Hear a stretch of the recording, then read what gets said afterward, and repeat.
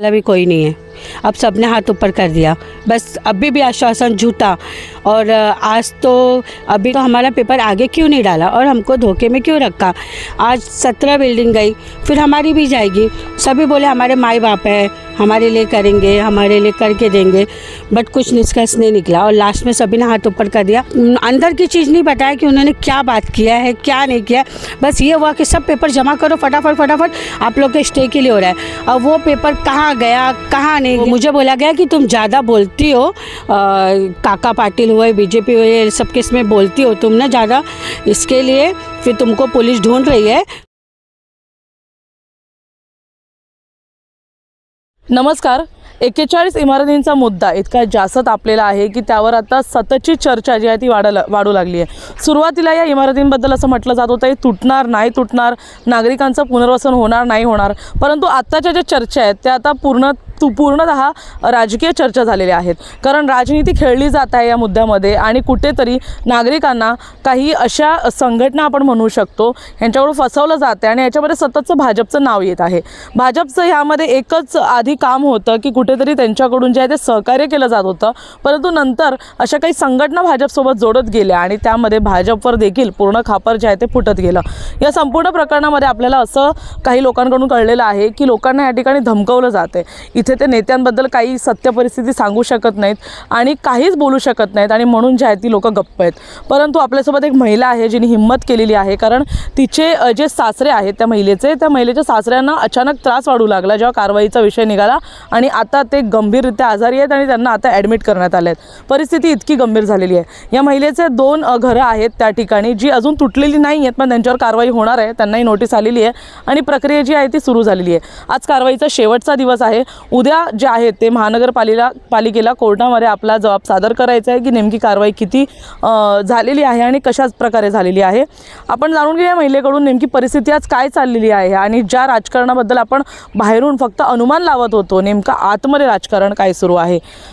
Madam नमस्कार, क्या कहेंगे आप? तो पूरा परिस्थिति देख रही है, सब मीटिंग आप अटेंड कर रही है और एक्चुअली मतलब आगरी सेना जो बोल रही है हम लोग मदद करेंगे, भाजपा जो बोल रहे हैं हम लोग मदद करेंगे, क्या सत्य परिस्थिति है इसके पीछे? हमारे मदद अभी तो फ़िलहाल में कोई नहीं आ रहा है। सभी ने बोला मदद करेंगे पर कोई नहीं आ रहा है। वो लास्ट स्टेज पे जैसे पानी के अंदर नाव डूब जाती है वैसे हम डूब रहे हैं और हमको बचाने वाला भी कोई नहीं है। अब सबने हाथ ऊपर कर दिया, बस अभी भी आश्वासन झूठा। और आज तो अभी तो एक और सच मालूम पड़ा है कि हमारा पेपर कहीं भी नहीं गया है, ना कोर्ट में गया है, ना कचहरी में गया, कहीं भी नहीं गया।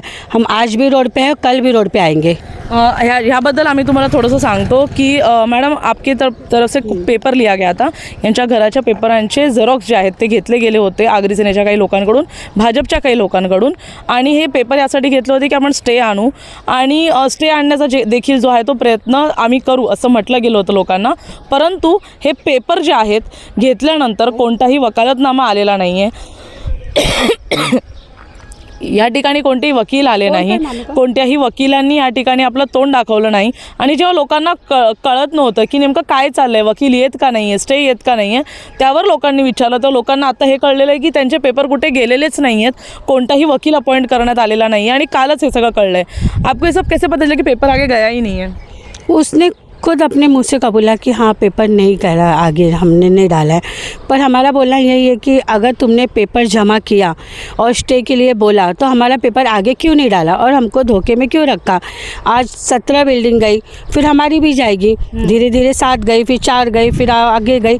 अब हमारी क्या बचेगी, हमको तो उम्मीद नहीं है। तो हमारा अगर कोर्ट से बोला जा रहा है कि वकील ने बोला, हमने कल किया है वकील, तो उस वकील ने बोला है कि आपके पेपर कोर्ट में जाते तो उनको स्टे मिलते या कुछ तो रिहाई मिलती या कुछ तो उनको मिलता। मतलब आपको लग रहा है कि सिर्फ ये झूठे जुमले आपको कोई दिलाना नहीं चाहता है? कोई नहीं दिलाना नहीं चाहता था, हमको स्टे दिलाना नहीं चाहता था, ये तुड़वाना था। इसके लिए हमारे कोर्ट तक पेपर नहीं गए शायद। पेपर तो हमने सब जमा किए, पूरा 5 नंबर से 1 नंबर हर पेपर गए, बट वो पेपर कोर्ट तक नहीं गए। आपको एक चीज़ मैं पूछना चाहूँगी, जो आगरी सेना है, कैलाश पाटिल है, ये लोग तो पहले से आपकी मदद कर रहे हैं, तो फिर ये नाराज़गी क्यों है? आगरी सेना कर रहे थे वो हमको नहीं पता, बट मैं जब से यही जानती हूँ कि सभी हमारे लिए नेता खड़े थे, पर लास्ट स्टेज पे सभी ने हाथ ऊपर कर दिया और हम फिर लावारिस हो गए।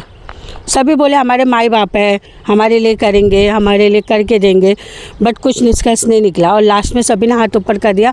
अभी ये लड़ाई हमको खुद को लड़नी होगी। लेकिन आपको लगता है कि लड़ाई का कोई अंजाम निकल सकता है?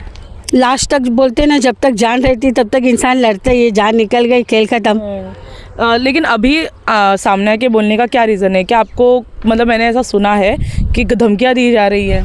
हाँ, मुझे मैं एटलीस्ट खड़ी थी वहाँ पे, तो मुझे बोला गया कि तुम ज़्यादा बोलती हो, काका पाटिल हुए, बीजेपी हुए, सब किस में बोलती हो तुम ना ज़्यादा, इसके लिए फिर तुमको पुलिस ढूंढ रही है, तुम पे जुर्माना करेगी, कार्रवाई करेगी।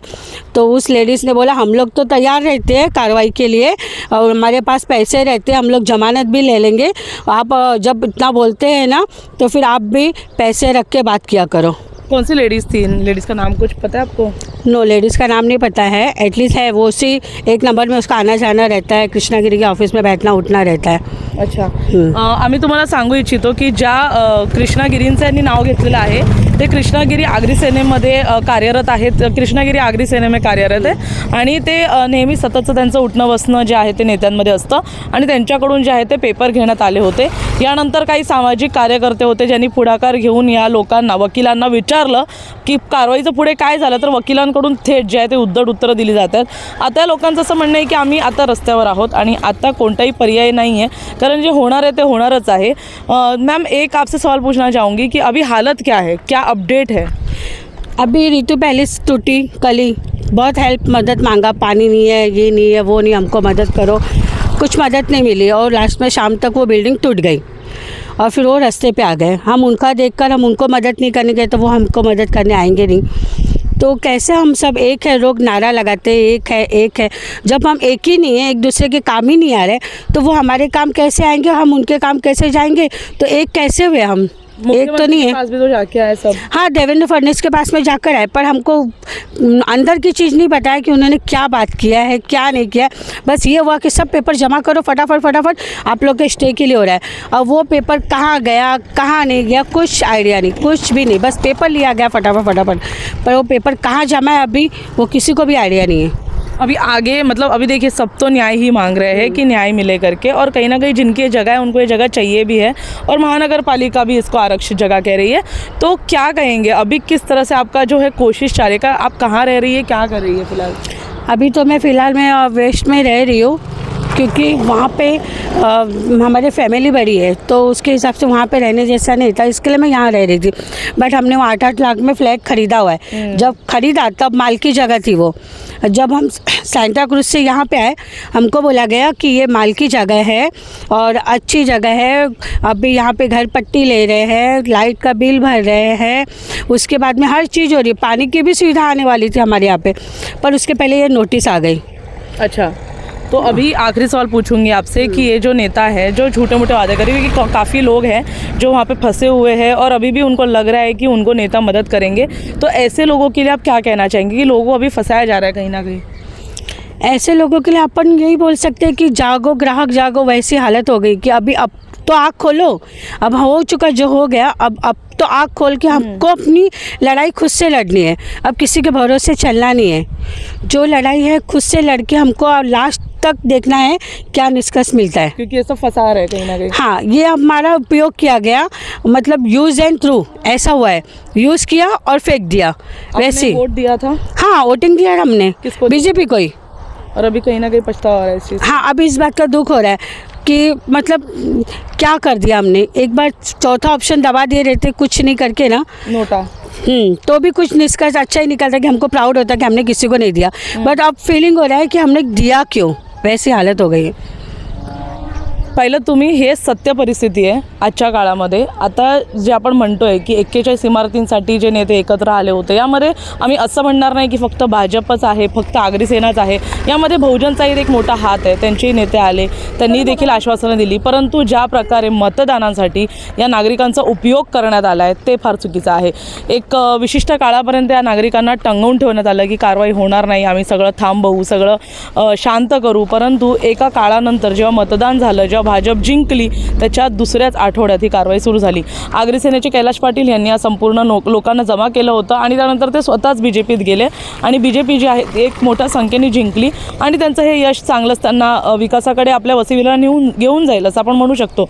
परंतु सत्य परिस्थिती तुम्ही पाहताय तर कशा प्रकारे राजकारणामध्ये या लोकांना ओढलं जातं आहे, या नागरिकांचा उपयोग केला जातो आहे आणि त्यामध्येच ही सत्य परिस्थिती आम्ही तुमच्या समोर आणतो आहे. जर ही लोकं 41 इमारतींपैकी काही इमारती राहिल्या ती जर लोकं हे बघतायत तर तुम्ही नक्की बघा.